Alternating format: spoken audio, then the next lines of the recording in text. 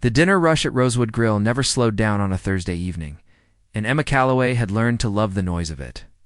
She loved the clatter of plates being stacked in the kitchen, the low hum of jazz floating through the dining room speakers, the smell of garlic and butter that clung to her hair long after her shift ended.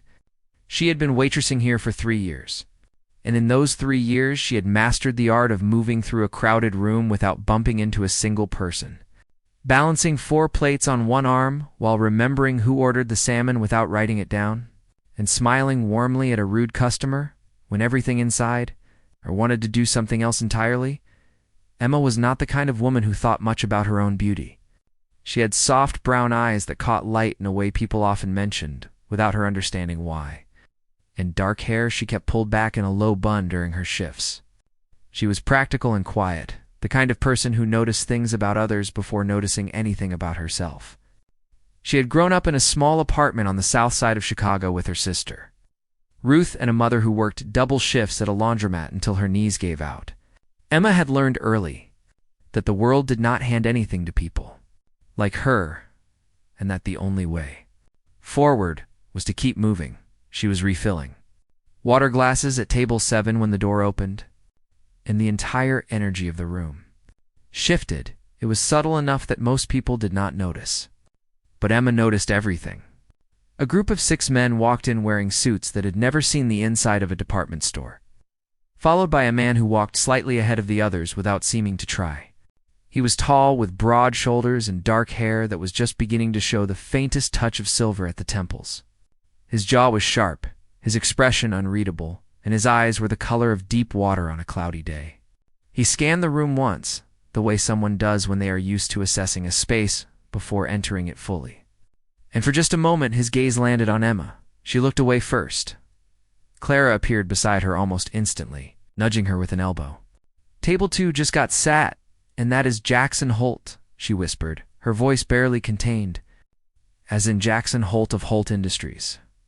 As in the man Forbes called the most influential CEO under 40 in the Midwest." Emma set the water pitcher down calmly. "I know who he is." "You know who he is, and you are standing here like he is a regular Tuesday customer." "He is a regular Tuesday customer," Emma said. "He wants a table and a meal. Go take their order." Clara gave her a look of pure disbelief and walked away, muttering something under her breath. Emma went back to work.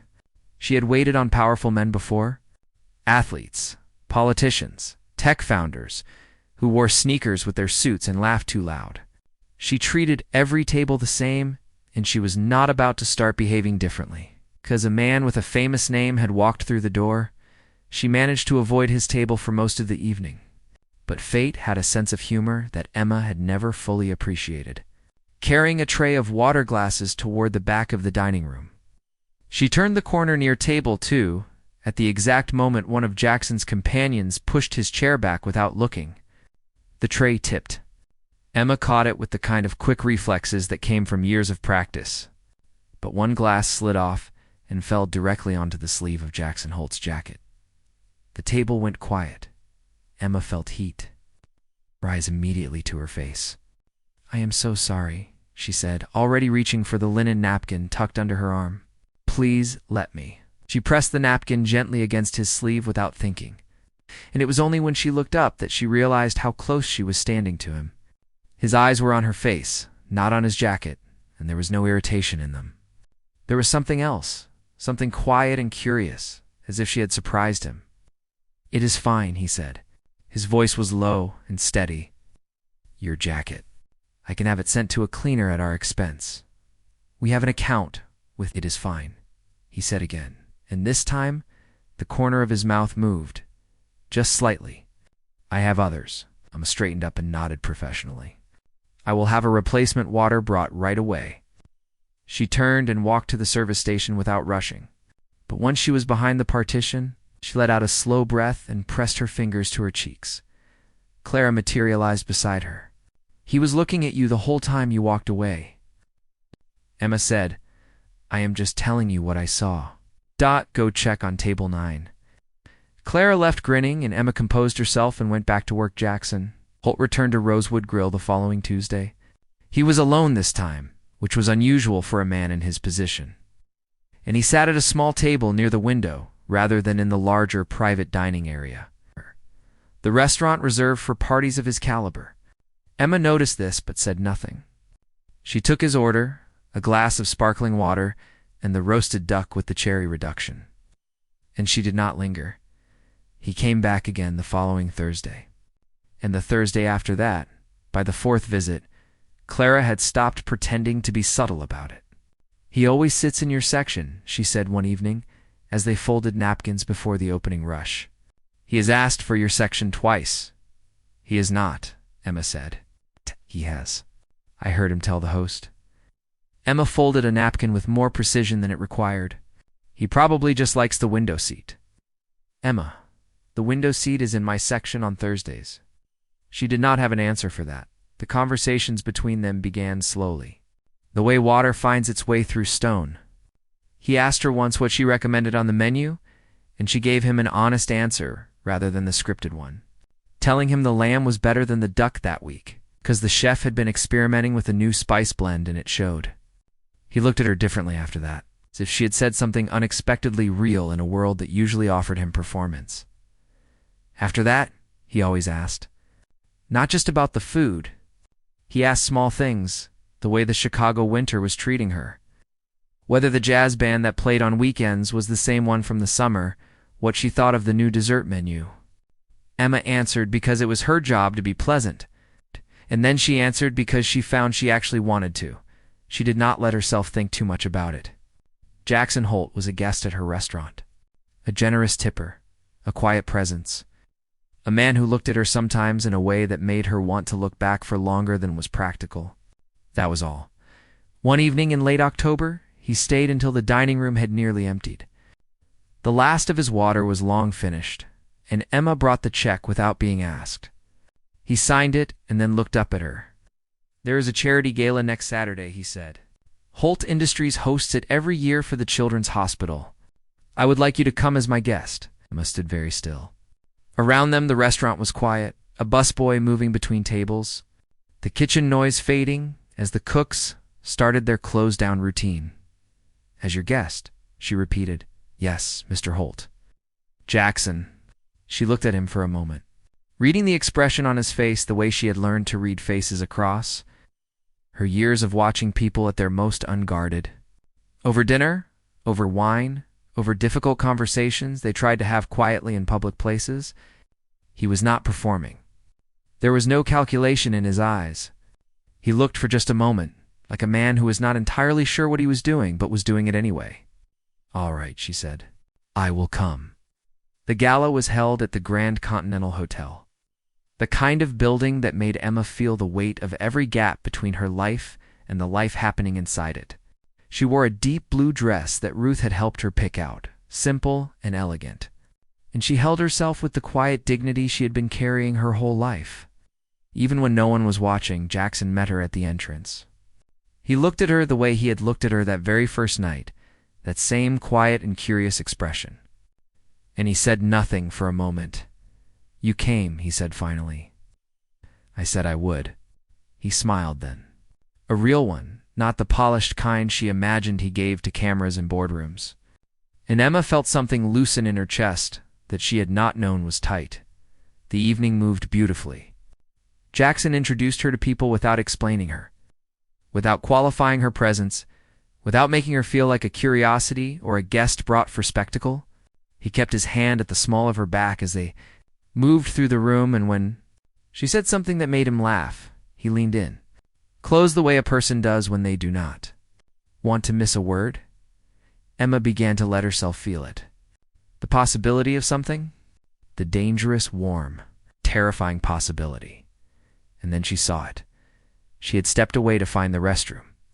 Moving down a quiet hallway away from the main ballroom, she was almost back when a door opened further down the corridor, a private suite, and a woman stepped out. Tall, blonde, wearing a gown the color of a red wine stain. The woman pressed 2 fingers to the corner of her lips and wiped slowly, deliberately, the way someone does when they want to be seen doing it. Then she turned and looked directly at Emma. She smiled. It was not a kind smile. It was the smile of someone delivering a message they had been waiting to deliver for a long time. Emma recognized her, Diane Mercer. She had seen her photo in the lifestyle section of the Tribune, always photographed near Jackson at one event or another. The door behind Diane was still open, and Emma could see inside just enough to see the edge of a jacket draped over the back of a chair. Jackson's jacket. The same one he had been wearing all evening. Emma stood in the hallway for 3 full seconds without moving, then she turned around, walked back through the ballroom without stopping, picked up her coat from the cloakroom without a word to anyone, and walked out into the cold Chicago night with her heart quietly and completely broken in her chest. Emma did not cry on the way home.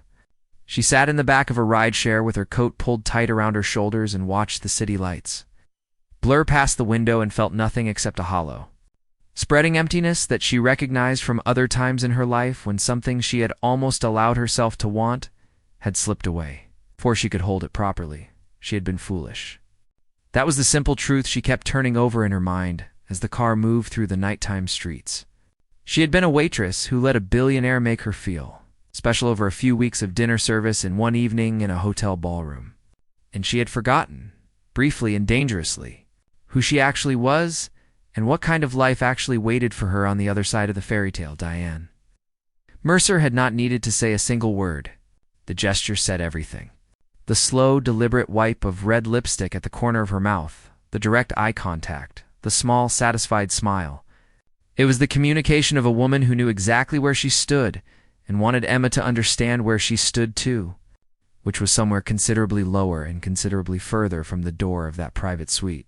Emma got home, hung the blue dress carefully in her closet, washed her face, and went to bed. In the morning, Ruth called. "How was the gala?" "Fine," Emma said. "It was a nice event." Ruth was quiet for a moment. Ruth was always quiet before she said something that mattered. "Are you all right?" "I am fine, Ruth, Emma."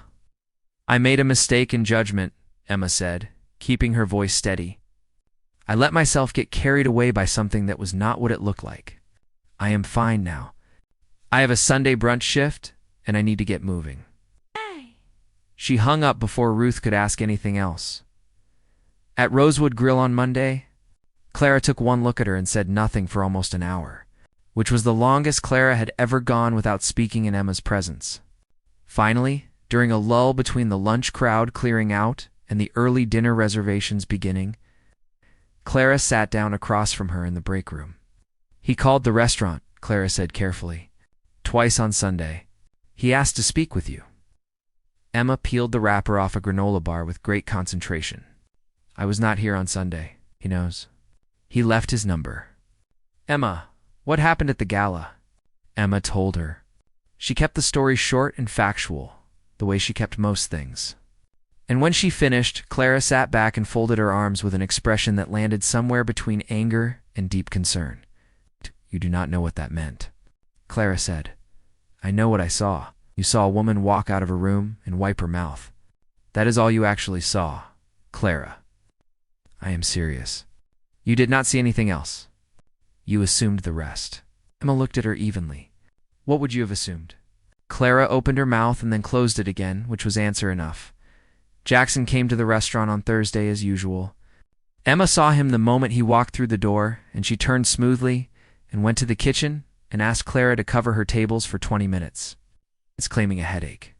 She stood in the dry storage room among towers of canned tomatoes and boxed pasta and breathed slowly until Clara came back and said he had waited for half an hour and then left without ordering anything.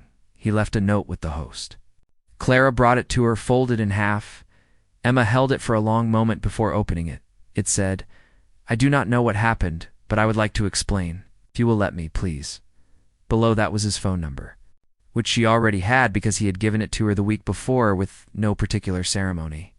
Just written on the back of a business card and slid across the table after he asked if she would text him when she decided what she wanted to do about the gala invitation. She put the note in her apron pocket and finished her shift. She did not call. The following week his brother came.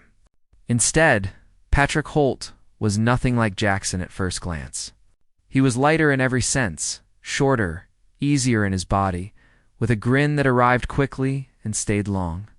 He sat down at table 4 in Emma's section at 7 on a Tuesday evening, ordered a glass of red wine and the mushroom risotto. And when Emma brought it to him, he looked up and said pleasantly, "You must be Emma. I am Patrick. Jackson's brother." Shadowed down without spilling it. "I see." "He did not send me," Patrick said immediately. "Just so you know, he would be furious if he knew I was here. He has too much pride to send someone on his behalf, and too much stubbornness to stop thinking about you long enough to function like a normal human being." He picked up his fork. "This smells incredible, by the way." Emma stood at the edge of the table. She should have excused herself. She knew that. She stayed anyway. "He was not in that room with Diane," Patrick said, keeping his voice low and conversational, not looking up from his plate. "She showed up at the gala without an invitation. She has a way of doing that, appearing in spaces where she is not wanted because she is very good at finding back entrances. She got access to one of the private suites through someone on the event staff. Jackson did not know she was there until security told him she had been removed. He looked up then. He spent 40 minutes looking for you after you left. He thought you had been taken ill." Emma's hands were very still at her sides. "He does not talk about people," Patrick continued. "He never has. Even as a kid, he kept everything inside, processed alone, decided alone. But he has talked about you. Not a lot.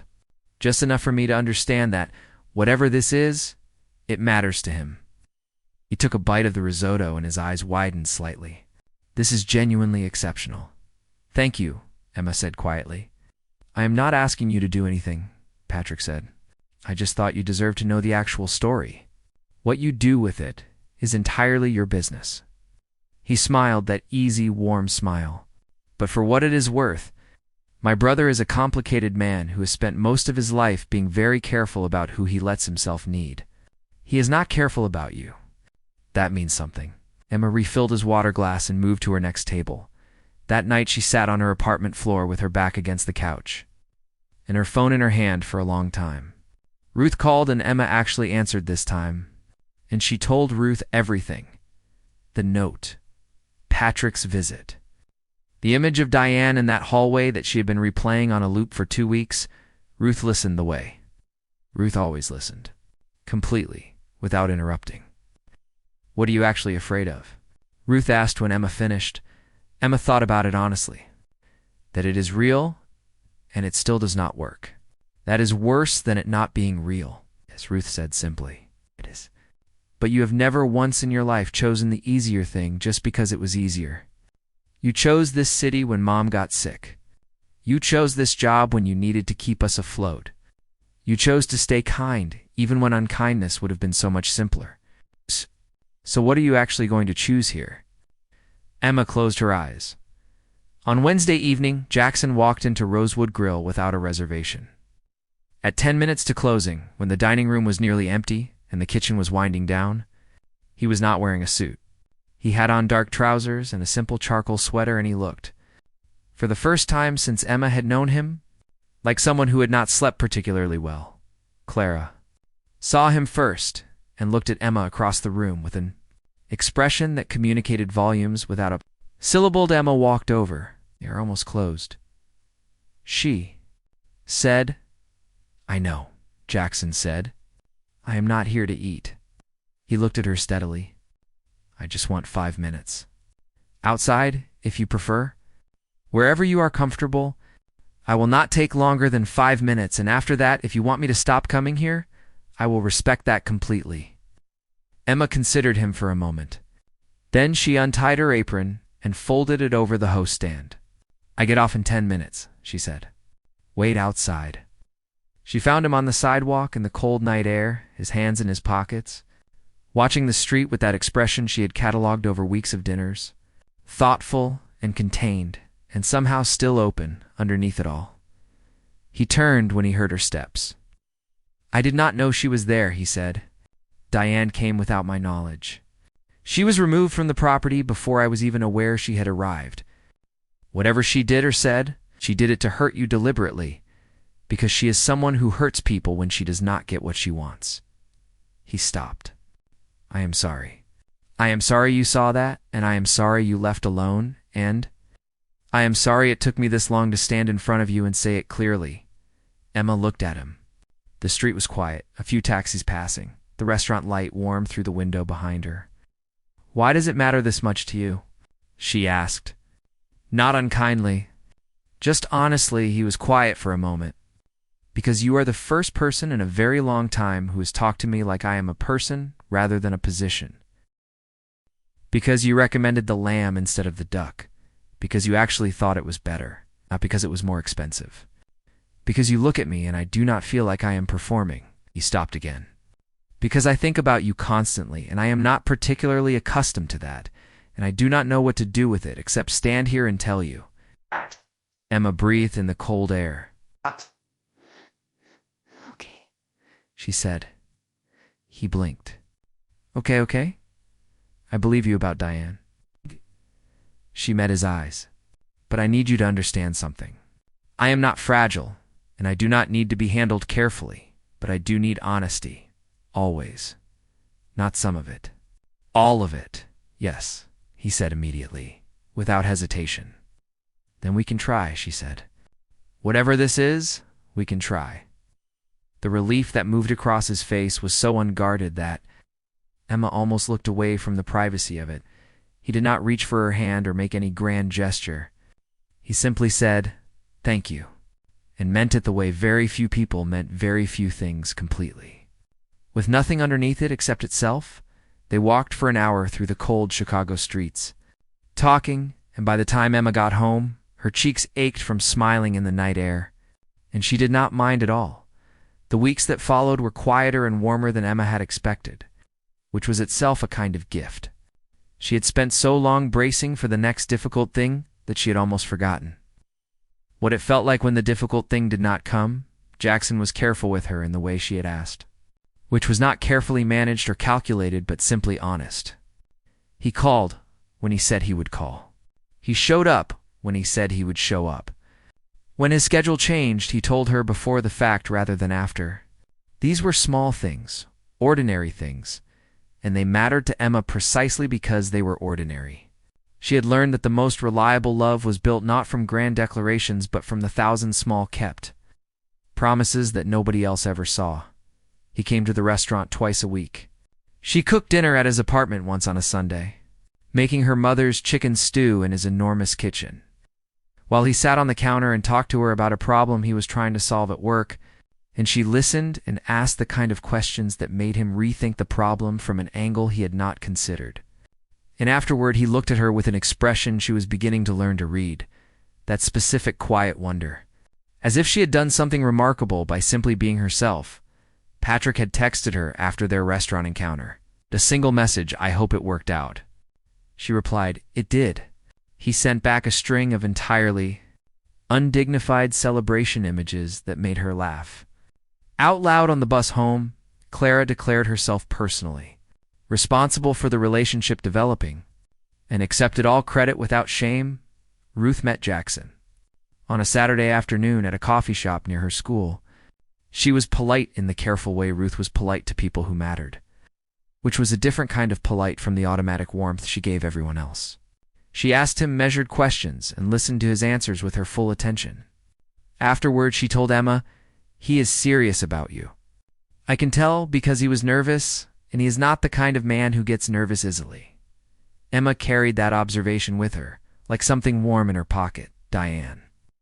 Mercer had been quiet since the gala, which Emma noted and did not entirely trust. Quiet from a person like Diane was not the same as gone. It simply meant she was waiting for a better moment. The better moment arrived on a Friday morning in early December when Emma was getting ready for her shift and her phone began filling up with notifications. She did not understand what she was looking at for a full 30 seconds. Then the headline resolved itself clearly on her screen. A gossip publication had run a story. The headline called her a social climber. The article described her as a calculated opportunist who had engineered her way into Jackson Holt's life by staging an accident at his dinner table and pursuing him systematically over a period of weeks. It cited anonymous sources close to the Holt family. It included details that could only have come from someone who had either witnessed their early interactions at the restaurant or been told about them by someone who had. It painted Emma as a woman performing warmth and sincerity for financial gain. The words were so far from anything true that Emma's first response was almost confused, a kind of cognitive blankness at the distance between the printed version of herself and the actual one. Then the hurt came. She sat on the edge of her bed and read the article twice and felt the hurt move through her steadily. Not like a wave, but like weather, the kind that settles in and stays. She thought about her mother folding other people's laundry until her knees buckled. She thought about all the years she had worked in rooms where people looked through her rather than at her, and how she had kept her dignity through all of it without anyone needing to be told she was worth dignifying. She thought about how hard she had worked too.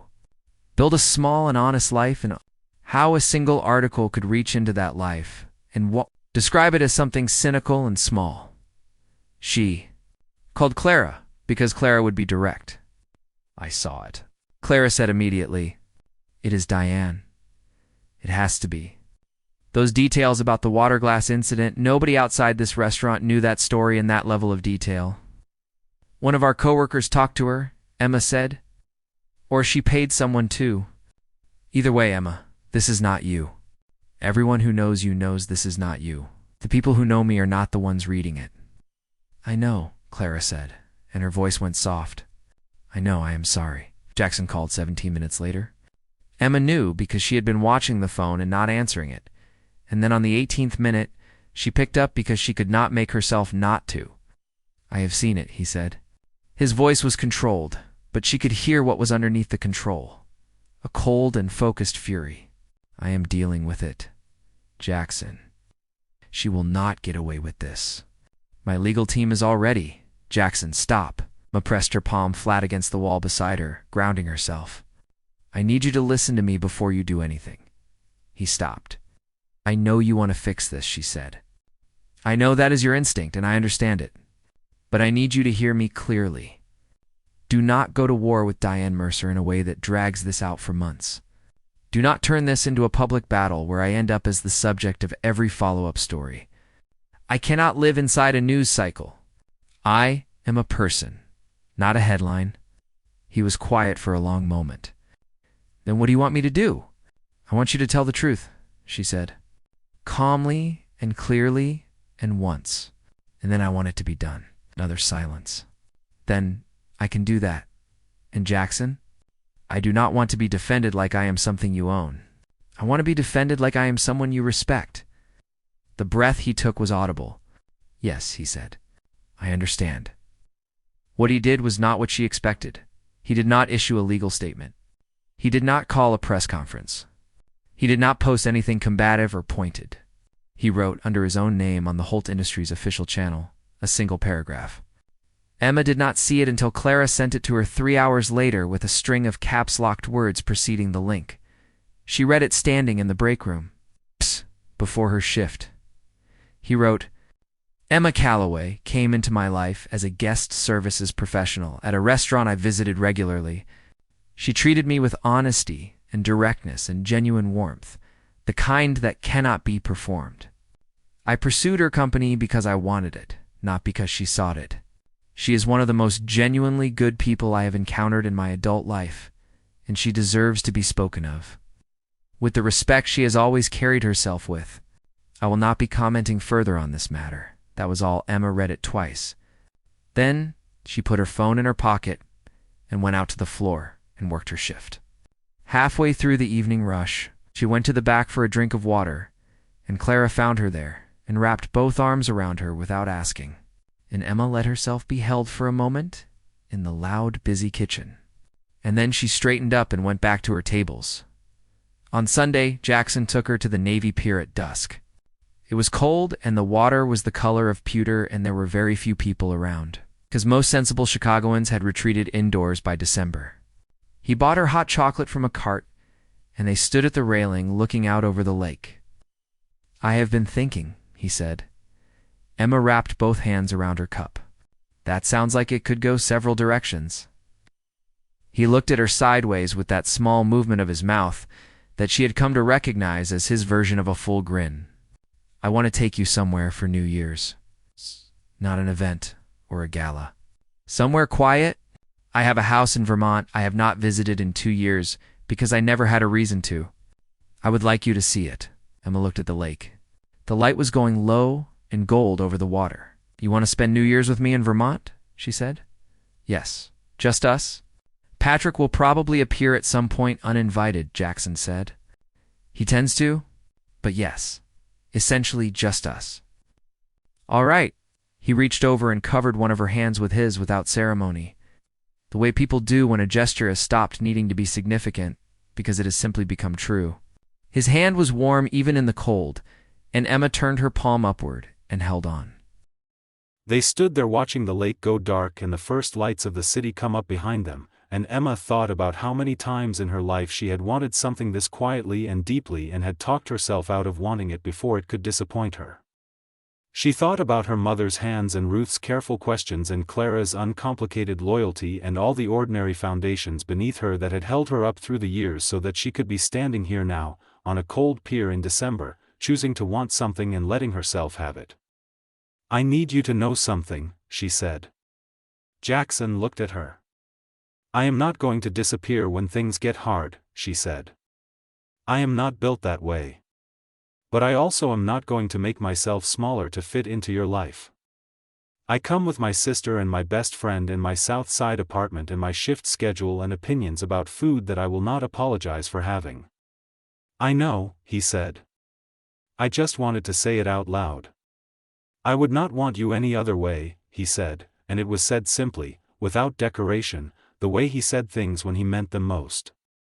Emma squeezed his hand. Somewhere behind them a boat horn sounded low and long across the water, and the city glittered and the cold air smelled like the lake, and Emma Calloway stood in the life she had built honestly with both hands and let herself be happy in it completely, without apology, without condition, without waiting for the next hard thing to come. Because she had learned something important about love in all the years she had been careful with herself. It did not arrive in the form of perfection. It arrived in the form of someone who saw the real version of you and stayed anyway, who told the truth even when it cost something, who stood beside you on a cold pier in December and held your hand like it was the most natural thing in the world, because for them it was. For Jackson it was. And for Emma, finally, it was too.